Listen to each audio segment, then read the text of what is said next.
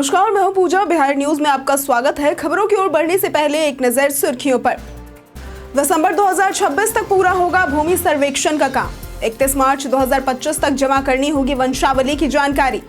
घर बैठे ही करा सकेंगे अपनी शिकायतें दर्ज। मेड इन बिहार इंजन का होगा वैश्विक विस्तार। राज्य में बने इंजन का निर्यात जल्द होगा शुरू। माल ढुलाई से राजस्व कमाकर यात्रियों को मिलती है सब्सिडी। पंचायत प्रतिनिधियों को मिलेगा मासिक भत्ता। जिला स्तर पर बनाई जाएगी मेकर, चेकर और अप्रूवल आईडी। 15 लाख रुपए तक की योजनाओं को निविदा के माध्यम से किया जाएगा पूरा। ग्रामीण विकास विभाग में 3,943 पदों पर होगी भर्ती। संबंधित आयोग को भेजी गई अधियाचना। जॉब फेयर के माध्यम से 60,000 से ज्यादा लोगों को मिला रोजगार। पाकिस्तानी टीम के खराब प्रदर्शन पर पूर्व क्रिकेटर ने जताई चिंता। इजमामुल हक ने टीम मैनेजमेंट और कोच को ठहराया जिम्मेदार। खिलाड़ियों में आत्मविश्वास की कमी को बताई बड़ी समस्या। चलिए अब बढ़ते हैं शाम तक की बड़ी खबरों की ओर विस्तार से। बिहार में खुलेंगे 2 नए पासपोर्ट केंद्र। विदेश मंत्रालय ने बिहार में 2 नए पोस्ट ऑफिस पासपोर्ट सेवा केंद्र यानी कि POPSK खोलने का निर्णय लिया है। मधुबनी के राजनगर और मुजफ्फरपुर के बखरा में स्थित इन केंद्रों का उद्घाटन 22 मार्च को होगा। इनसे बिहार में POPSK की संख्या बढ़कर 37 हो जाएगी। दोनों केंद्रों में प्रतिदिन 45 आवेदन लिए जाएंगे, जो ऑनलाइन अपॉइंटमेंट पर निर्भर करेगा। बिहार के सभी 40 लोकसभा क्षेत्रों में कम से कम एक POPSK खोलने की योजना है, जिससे लोगों को पासपोर्ट के लिए दूर न जाना पड़े। POPSK आवेदन लेता और प्रोसेस करता है, जबकि सत्यापन और पासपोर्ट जारी करने का कार्य RPO करता है। आमतौर पर 1 महीने के भीतर पासपोर्ट मिल जाता है। राज्य में जमीन विवाद के लिए खुलेंगे कॉल सेंटर। बिहार में जमीन संबंधी समस्याओं का समाधान अब आसान होगा। राजस्व एवं भूमि सुधार मंत्री संजय सरावगी ने विधान परिषद में बताया कि विभाग ऑनलाइन कंप्लेंट मैनेजमेंट सिस्टम लागू करेगा, जिससे नागरिक अपने आवेदन और परिवाद की स्थिति ऑनलाइन जान सकेंगे। इसके अलावा विभाग एक कॉल सेंटर भी खोलेगा, जो नागरिक सहायता केंद्र के रूप में कार्य करेगा। इस सेंटर में जमीन के दस्तावेज, रजिस्ट्रेशन और राजस्व शुल्क से जुड़ी जानकारी उपलब्ध कराई जाएगी। मंत्री ने बताया कि इस साल 7 फरवरी तक दाखिल खारिज के 1 करोड़ 35 लाख से अधिक मामले दायर हुए, जिनमें से 98% का निपटारा हो चुका है। कोसी और पूर्णिया प्रमंडलों के गजेटियर की पांडुलिपि भी तैयार की जा रही है। अब निविदा के माध्यम से करवाए जाएंगे पंचायत निर्माण कार्य। पंचायती राज विभाग ने निर्देश दिया है कि अब पंचायतों में सभी निर्माण कार्य निविदा के माध्यम से कराए जाएंगे। पहले 15 लाख रुपए से कम लागत की योजनाओं का कार्य सीधे तौर पर आवंटित किया जाता था, लेकिन अब इसे निविदा प्रक्रिया के तहत पूरा किया जाएगा। विभागीय समीक्षा में यह पाया गया कि योजनाओं के क्रियान्वयन में देरी हो रही थी, जिससे आवंटित राशि समय पर खर्च नहीं हो रही थी। इसके अलावा संविदा कर्मचारियों को अभिकर्ता बनने पर रोक लगा दी गई है और कोई भी सरकारी सेवक एक समय में 3 से अधिक योजनाओं का अभिकर्ता नहीं हो सकता है। सचिव ने सभी DM और DDC को इस आदेश का पालन सुनिश्चित करने का निर्देश दिया है।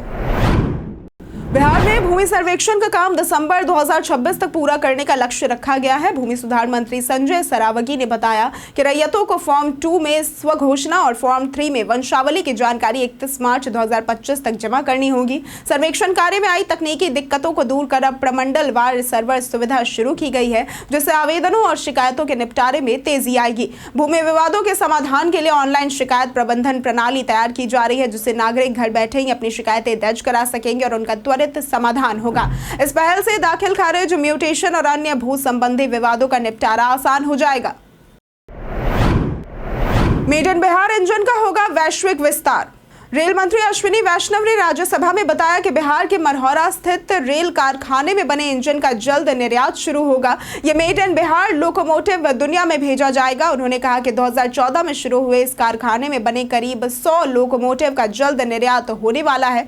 वैष्णव ने बताया कि रेलवे माल ढुलाई से राजस्व कमाकर यात्री किराए में सब्सिडी देता है। भारत में प्रति किलोमीटर यात्रा लागत 1.38 रुपए है, जबकि यात्रियों से सिर्फ 72 पैसे वसूले जाते हैं। भारत में 350 किलोमीटर की यात्रा का किराया 121 रुपए है, जबकि पाकिस्तान में 400 रुपए और श्रीलंका में 413 रुपए लिया जाता है। मठ मंदिर की संपत्तियों का डिजिटल रिकॉर्ड होगा तैयार।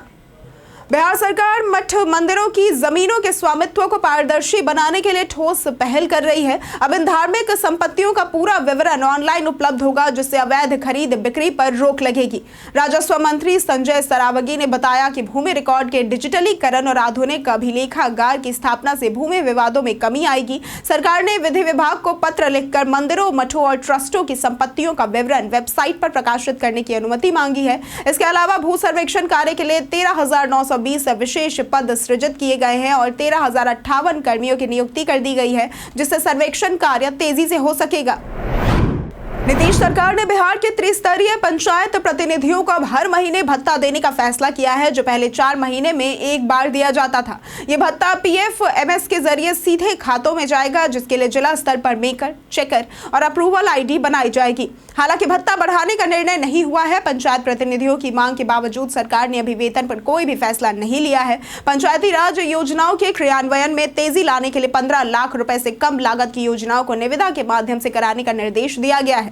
चुनावी वर्ष में इस फैसले से योजनाओं के प्रभावी क्रियान्वयन में सहायता मिलेगी। ऑटो और ई रिक्शा के लिए नया परमिट अनिवार्य। पटना में ऑटो और ई रिक्शा परिचालन के लिए नया परमिट लेना अब अनिवार्य होगा, जिसकी ऑनलाइन आवेदन प्रक्रिया 25 मार्च से शुरू होगी।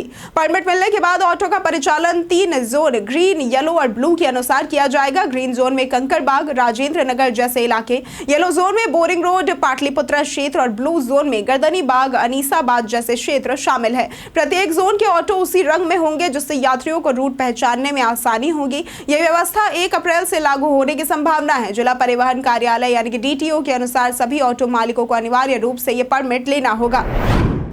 ग्रामीण विकास विभाग में 3,943 पदों पर होगी भर्ती। बिहार के ग्रामीण विकास विभाग में वित्तीय वर्ष 2025-26 के दौरान 3,943 पदों पर भर्ती की जाएगी, जबकि वर्ष 2025 में 393 पदों पर नियुक्ति होगी। इसकी अधियाचना संबंधित आयोग को भेजी गई है। मुख्यमंत्री नीतीश कुमार के 12 लाख नौकरियां और 38 लाख रोजगार देने के संकल्प के तहत राज्य के हर प्रखंड में जॉब फेयर का आयोजन किया गया, जिससे 2024-25 में 62,553 लोगों को रोजगार मिला। इसके अलावा स्वास्थ्य विभाग ने बिहार परिचारिका सेवा संवर्ग के कर्मियों को जिला स्तर पर सेवांत लाभ, ACP और 60 दिनों तक के अवकाश की स्वीकृति देने का निर्णय लिया है, जिससे उन्हें राहत मिलेगी। पटना हाईकोर्ट के निर्देश पर 34 स्कूलों के प्रधानाचार्यों को मिला नोटिस। पटना हाईकोर्ट के निर्देश पर सिवान के जिला शिक्षा पदाधिकारी राघवेंद्र प्रताप सिंह ने 34 स्कूलों के प्रधानाचार्यों को नोटिस भेजा है। ये नोटिस आउटसोर्सिंग कर्मियों जैसे कि MTS, कंप्यूटर ऑपरेटर और सफाई कर्मी को हटाने के फैसले पर स्पष्टीकरण मांगने के लिए जारी किया गया है। इन कर्मियों को पिछले माह नौकरी से हटाया गया था, जिसके खिलाफ धीरज शर्मा ने हाईकोर्ट में याचिका दायर की थी। अदालत ने कर्मियों की नियुक्ति, कार्यालय संबंधी जानकारी और बकाया वेतन का विवरण मांगा है। DO ने प्रधानाचार्यों को 3 दिन के भीतर जवाब देने का निर्देश दिया है। नोटिस पाने वालों में हरिपुर, भागर, पचरुखी और अन्य कई स्कूल शामिल है। बिहार के इस जिले में पाई गई अमेरिकी कैटफिश। बिहार के मोतिहारी में अरुणा नदी में मछली पकड़ते समय मछुआरों ने 5 अमेरिकी कैटफिश मछलियां पकड़ी, जो आमतौर पर दक्षिण अमेरिका की अमेज़न नदी में पाई जाती है। ये मछलियां शिकारी होती है और अन्य मछलियों को खाकर जीवित रहती है। इनके शरीर पर बिल्ली जैसी धारियां होती है, जिससे इन्हें अमेरिकन कैटफिश कहा जाता है। इस घटना के बाद स्थानीय लोगों में चिंता काफी ज्यादा बढ़ गई है, क्योंकि ये मछली स्थानीय जलीय पारिस्थितिकी तंत्र के लिए खतरा बन सकती है। विशेषज्ञों का मानना है कि किसी अनजान तरीके से विदेशी प्रजातियां नदियों में प्रवेश कर रही हैं, जिससे पर्यावरणीय संतुलन प्रभावित होने का खतरा है। राबड़ी देवी और तेज प्रताप से चली ED की पूछताछ। बिहार के पूर्व मुख्यमंत्री राबड़ी देवी और उनके बेटे तेज प्रताप यादव से प्रवर्तन निदेशालय यानी कि ED ने जमीन के बदले नौकरी मामले में आज पूछताछ की। राबड़ी देवी अपनी बेटी मीसा भारती के साथ ED के दफ्तर पहुंची, जबकि तेज प्रताप यादव बाद में वहां पहुंचे। ये पहली बार है जब तेज प्रताप यादव से इस मामले में पूछताछ की गई है। इसी मामले में ED ने लालू प्रसाद यादव को कल यानी कि 19 मार्च को पूछताछ के लिए बुलाया है। राजद ने इसे चुनावी राजनीति करार देते हुए भाजपा पर निशाना साधा है, तो वही लालू परिवार पर आरोप है कि रेल मंत्री रहते हुए लालू यादव ने नौकरी के बदले लोगों से जमीन ली या उन्हें सस्ते में बेचने का दबाव बनाया। मक्का अनुसंधान केंद्र को लेकर तेजस्वी का मोदी सरकार पर वार। बिहार के बेगूसराय स्थित मक्का अनुसंधान एवं बीज उत्पादन केंद्र को कर्नाटक के शिवमोगा स्थानांतरित किए जाने पर विवाद खड़ा हो गया है। नेता प्रतिपक्ष तेजस्वी यादव ने इस फैसले का विरोध करते हुए प्रधानमंत्री नरेंद्र मोदी पर निशाना साधा और इसे बिहार व किसानों के खिलाफ बताया है। तेजस्वी ने आरोप लगाया कि बिहार के किसान विपरीत परिस्थितियों में भी मक्का उत्पादन में अग्रणी है, फिर भी केंद्र सरकार ने किसान विरोधी निर्णय लिया है। यह अनुसंधान केंद्र 1997 में स्वर्गीय इंद्र कुमार गुजराल सरकार के दौरान स्थापित हुआ था और यह क्षेत्र बिहार के 15 जिलों में मक्का उत्पादन का केंद्र है। तेजस्वी ने इस कदम को एनडीए सरकार की बिहार विरोधी नीति करार दिया है। बीजेपी के चमके बिहार सॉन्ग पर मचा सियासी घमासान। बीजेपी ने बिहार विधानसभा चुनाव से पहले 3 मिनट 43 सेकंड का एक वीडियो सॉन्ग चमके बिहार, गम के बिहार, अमृतकाल में दम के बिहार जारी किया है, जिसमें एनडीए सरकार की उपलब्धियों और केंद्र की योजनाओं का प्रचार किया गया है। वीडियो में पीएम मोदी को प्रमुखता तो दी गई है, जबकि सीएम नीतीश कुमार को केवल 3 बार ही दिखाया गया है। कांग्रेस ने बीजेपी पर खुद की तारीफ करने और विश्वासघात का आरोप लगाया है। वहीं आरजेडी ने पुल गिरने जैसे मुद्दों पर चर्चा न करने का भी आरोप लगाया है। आरजेडी ने वीडियो को बीजेपी और जदयू के बीच बढ़ते मतभेद का प्रतीक बताया है। पाकिस्तानी टीम के खराब प्रदर्शन पर पूर्व क्रिकेटर ने जताई चिंता। पाकिस्तान क्रिकेट टीम के हालिया खराब प्रदर्शन पर पूर्व क्रिकेटर इजमामुल हक ने चिंता जताई है। उन्होंने टीम के प्रदर्शन में आई गिरावट के लिए टीम मैनेजमेंट, कोच और खिलाड़ियों में लगातार बदलाव को जिम्मेदार ठहराया है। इजमामुल ने कहा कि पाकिस्तान क्रिकेट बोर्ड को अपनी गलतियों से सीख लेनी चाहिए और सही दिशा में काम करना जरूरी है। उन्होंने बोर्ड द्वारा गलत फैसलों और खिलाड़ियों में आत्मविश्वास की कमी को भी बड़ी समस्या बताई। इजमाम ने कहा कि जोर देकर उन्होंने ये कहा कि बार बार बदलाव की बजाय समस्या के मूल कारणों पर ध्यान देना चाहिए। उन्होंने मैनेजमेंट और खिलाड़ियों पर भरोसा बनाए रखने और 90 के दशक की पीढ़ी के क्रिकेटरों के महत्व को समझने की जरूरत पर बल दिया। बीते दिन हमारे द्वारा पूछे गए सवाल का जवाब आप लोगों में से बहुत लोगों ने हमारे कमेंट सेक्शन में लिख कर दिया है। जिन्होंने हमारे द्वारा पूछे गए सवाल का जवाब दिया है उनके नाम है सुनील ऋषिदेव, अर्जुन देव, जितेंद्र ठाकुर, रंजीत मिश्रा, शानवी गुप्ता, गजेंद्र कुमार, अर्चना गुप्ता, अमरजीत यादव, नंद कुमार सिंह, पीहू शर्मा, लक्ष्मी मेहता, हरेंद्र सिंह, दीपक कुमार, मुन्ना प्रसाद और नौशाद रजा। इसके साथ बढ़ते हैं आज के सवाल की ओर। आज का सवाल है, आपके क्षेत्र में यात्रा का सबसे अच्छा साधन क्या है?